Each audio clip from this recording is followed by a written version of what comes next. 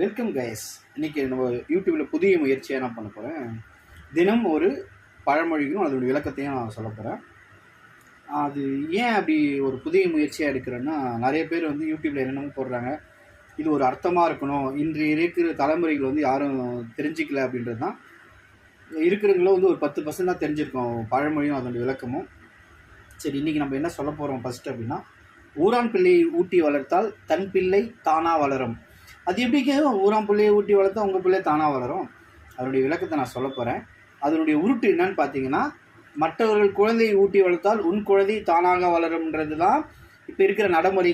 அதாவது ஒரு பாதி பேருக்கு தெரியுது. உண்மையானது உங்களுக்கு தகவல் சொல்கிறேன், கேளுங்க.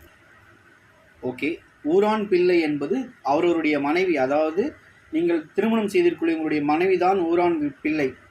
உங்களுடைய மனைவியை நீங்கள் ஊட்டி வளர்த்தால் உங்கள் மனைவியுடைய வயிற்றில் வளரும் குழந்தை தானாக வளரும்.